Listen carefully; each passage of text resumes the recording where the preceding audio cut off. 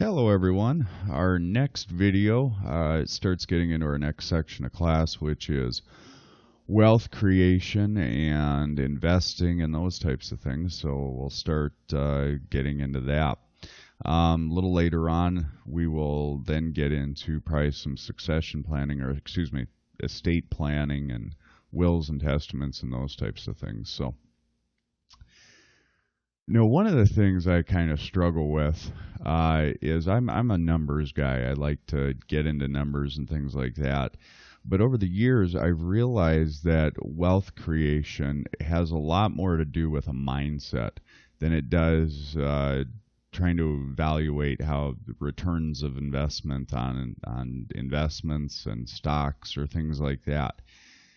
And I've realized that it has far more to do with belief systems and attitude and those types of things. A while back, I heard a quote from somewhere, or heard somebody say, why would you take advice from someone, we'll say, parents or something on that, about money if they don't have any money?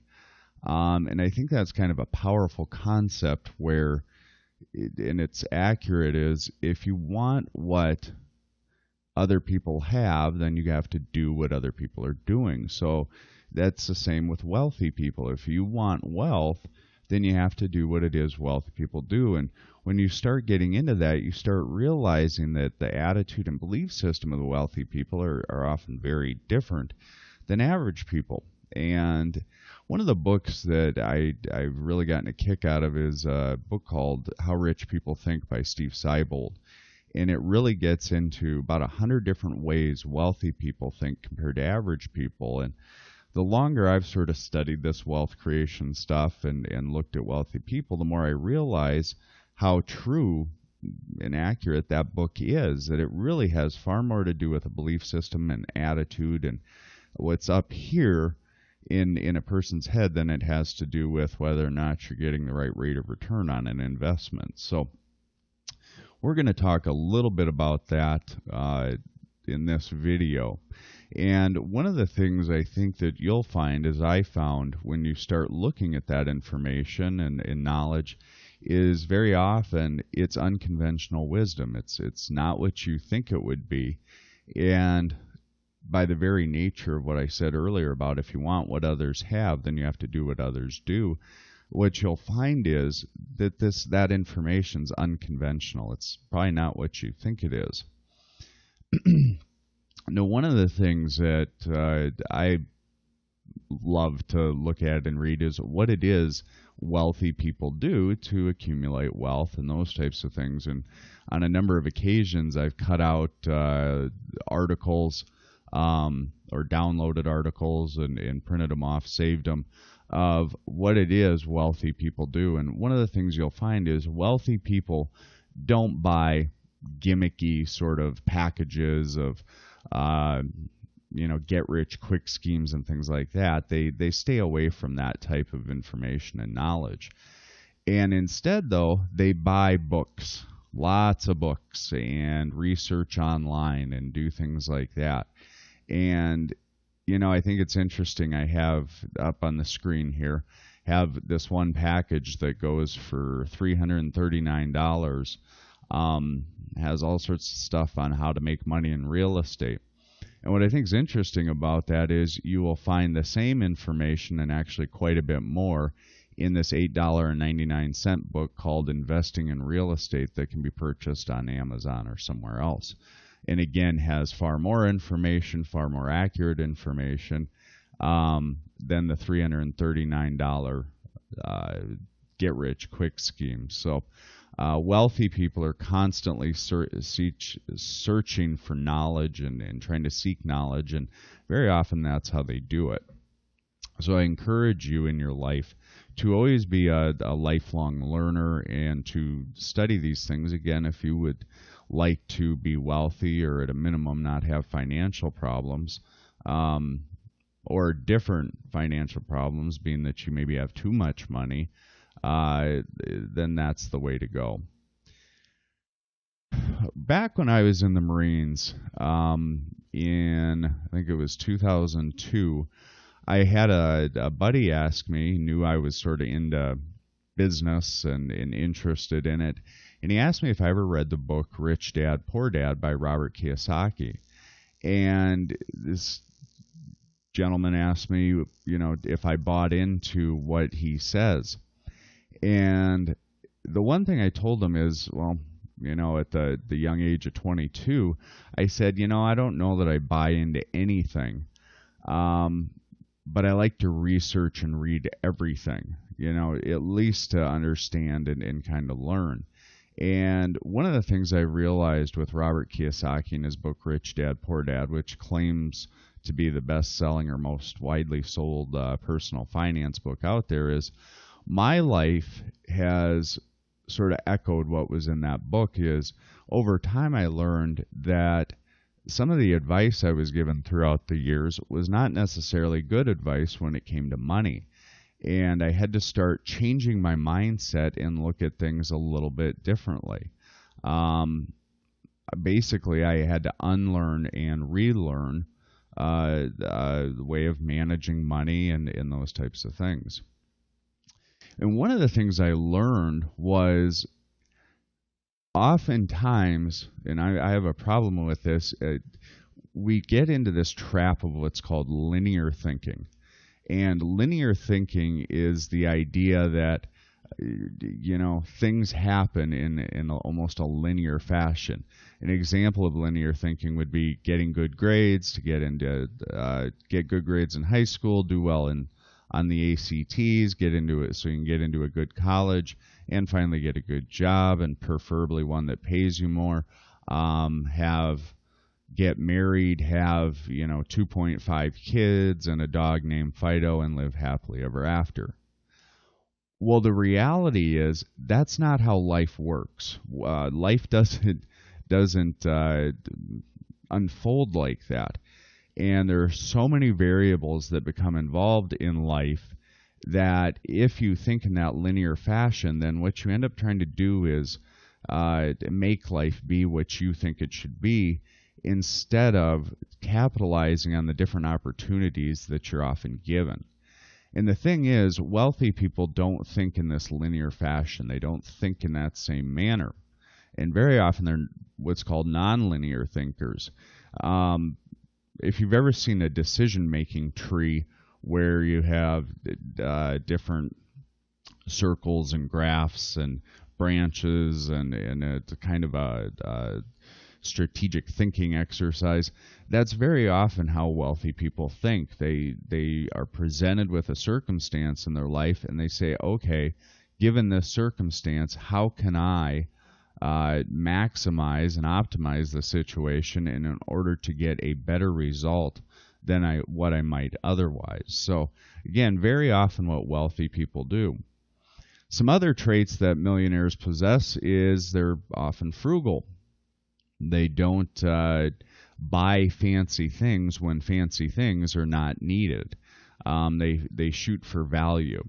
They're also willing to make wise investments. They know their risk tolerance and what they're comfortable investing in. They also have a focus and discipline. They are not Scrooges by any sense of the imagination. Very often wealthy people are optimistic and optimists. And they have a strong work ethic, and we'll touch on that real quick.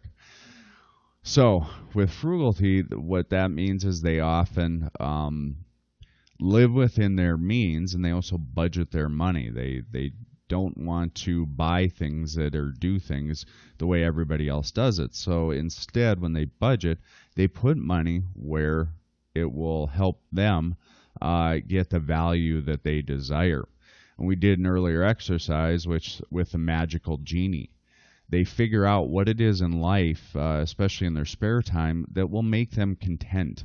And then they live that, they get what they want, but they focus on value. And value is simply trying to get the best maybe product at the lowest price.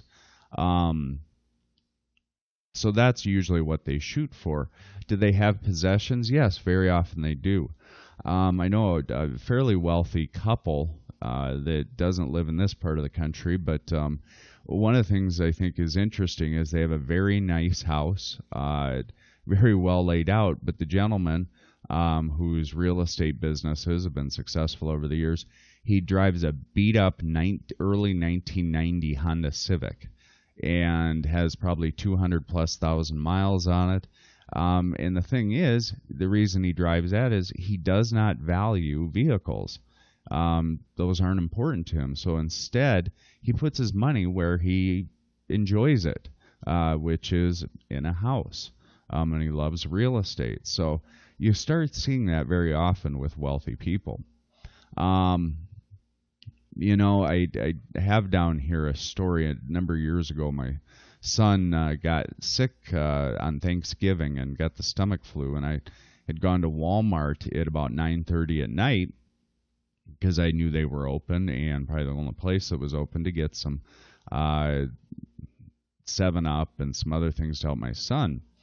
And as I walked in there, I ran into one of the employees there, a greeter that I knew, and I looked around and I asked what in the world was going on. There were 3 police in the area walking around and kind of keeping track of things, and there were all these crates and stuff in the aisles wrapped and had signs on them and stuff like that, and I didn't know what was going on. And as I was watching this, and I was watching people come in, and they were sort of excited and laughing and wanting to do stuff or buy stuff, and it dawned on me that it was Black Friday or whatever Thursday going on and getting ready for Christmas.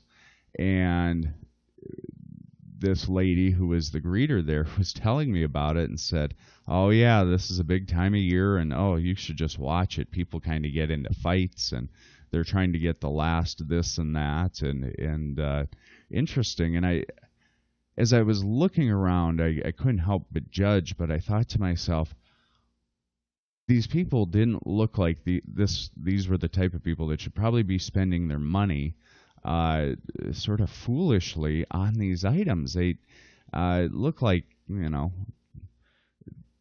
just like they shouldn't be doing that. And I don't like to stereotype, but it got me to thinking, would you ever catch me on a Thursday night on Thanksgiving in a Walmart trying to get any type of good deal on things that I hadn't planned for, or purchases that I hadn't planned for? And the answer is, no, you wouldn't. You would never see me do that.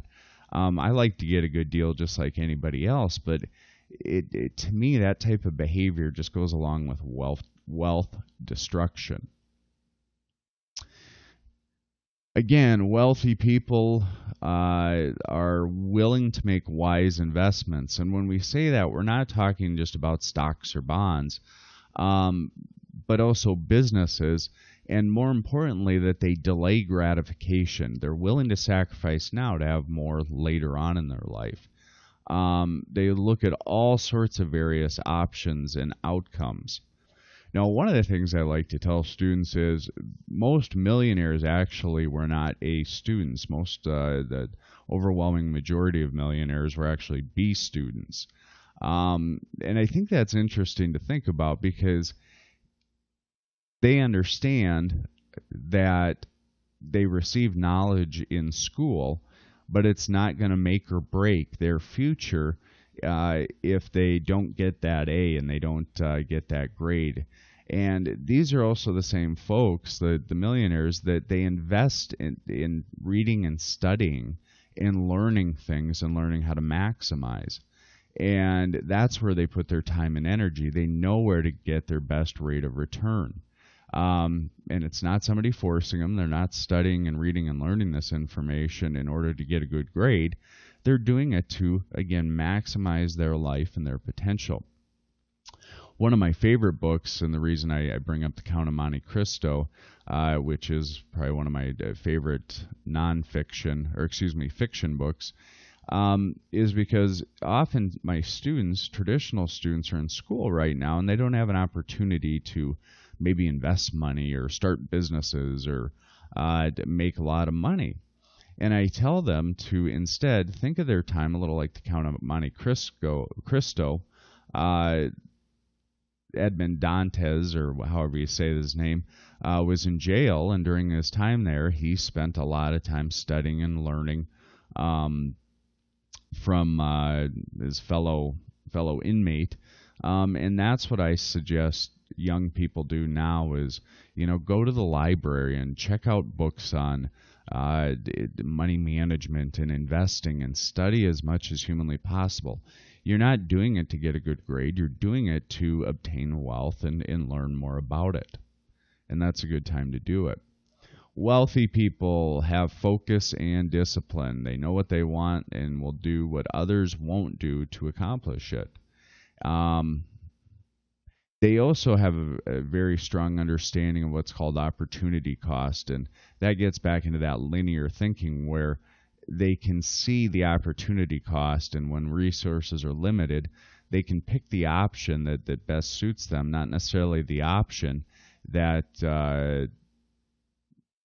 is not going to do that. So things to think about.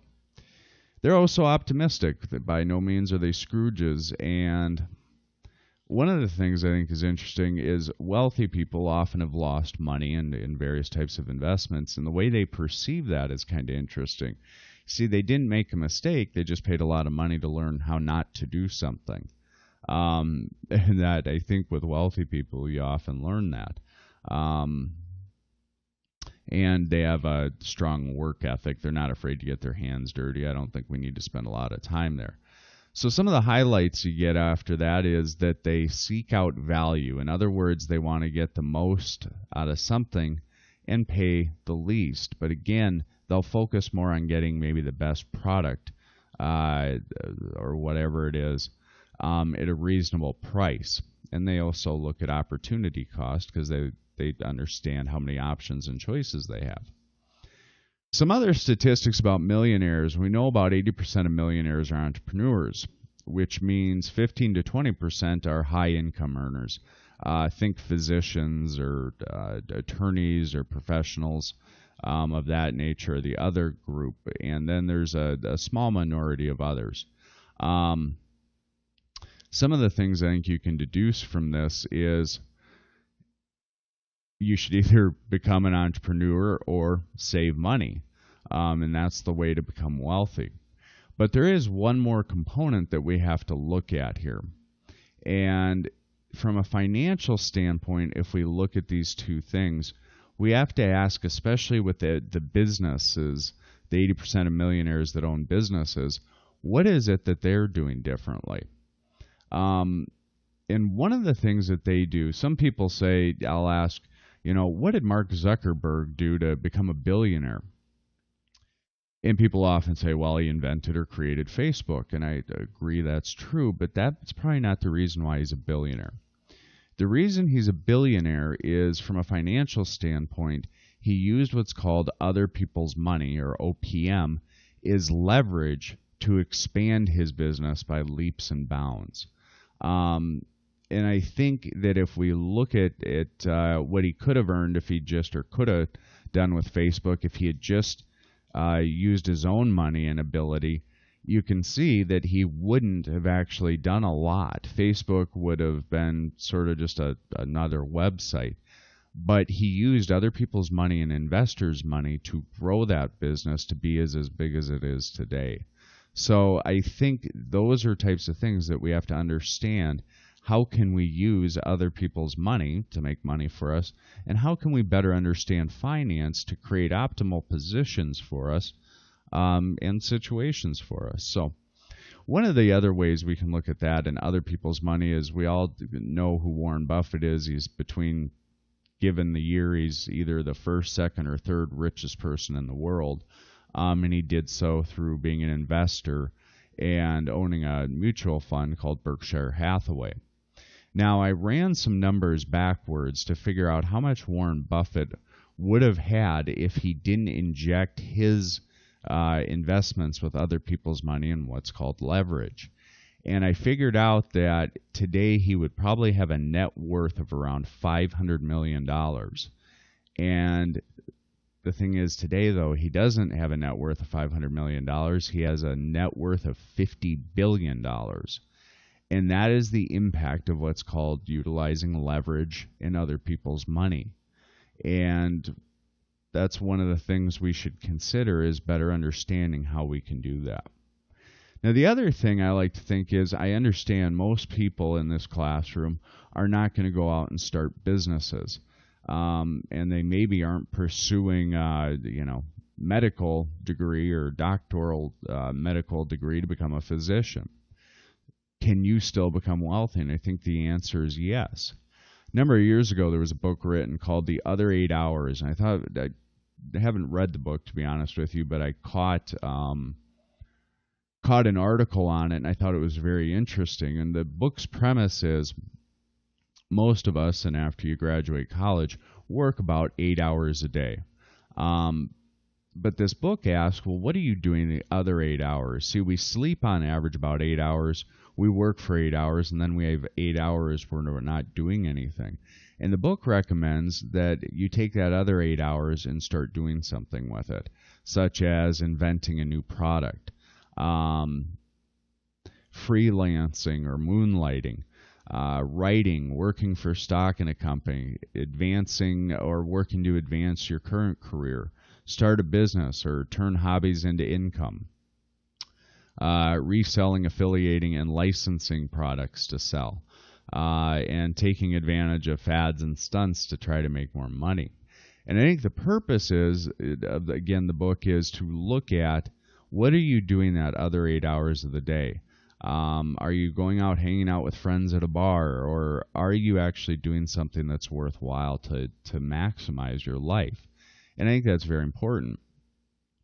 I went through a exercise in class when I first watched this article and did with students, and I started going around the room and I asked, what are your passions? What are your interests? And then I would ask, how can you make money off that? And I had one student that said he loved sleeping. And another student that was sitting right by him kind of kidded and said, well, you can make money by doing a sleep study with that. And, we all had a fun and laughed. That night I was watching a show called Extreme Cheapskates, and which really was Extreme Cheapskates. And one of the things this gentleman did was he sort of volunteered his body for medical experiments. And one of the things he had just done was completed a sleep study where he was taking a medication for 6 months and then tracked how he was sleeping, and he got paid to do that. So, in fact, people do things like that. So do some research online. What things that can you do in your off time that you could earn more money? We did an exercise in here at the beginning of the class, and we asked, what can you do with the other 8 hours? Strongly consider doing that. I had a neighbor, an old neighbor that used to live by, and he had a huge garage that was filled with all sorts of car mechanic stuff and things like that. And I thought it was interesting. I talked to him one day. One of his hobbies was fixing up old cars and adjusting cars. I think he built race cars and stuff like that and would sell them. But I kind of asked, I said, because he had his day job, which was owning a business. And I, kind of got in the conversation. I said, well, do you make a lot of money selling these cars? And he says, well, no, not a ton of money after I pay off, all the tools I have to buy. And he had a car lift in a garage so he could work on the cars. He said, so I've paid most of that, through the money he earns selling these vehicles and such. And he said, but at least I've paid off the tools and the cost of those tools. And I thought that's a good illustration of how to turn your hobby, maybe not into a business, but at least the hobby pays for itself through selling those things. So something to think about. One of the things you may want to consider doing is going to an online calculator and playing around with it's kind of what's called an annuity calculator, which is just trying to figure out how much money are you going to need in retirement. And that's a little bit of a struggle right now to do, because most folks that are taking this class are unsure of how much they're going to earn when they start their career-like job. and it makes it a little tough to do that. That's why I don't assign it. But take some time and go on to an online calculator and try to figure out, how much will you have to save for retirement in order that you have the lifestyle you want.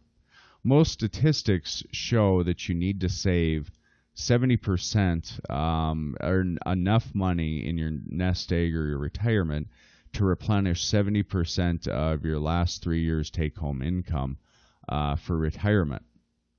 Another statistic, another rule of thumb is you multiply your last year's income, you multiply your nest egg by 0.04 or 4%, and that's the maximum you should take out in your first year of retirement.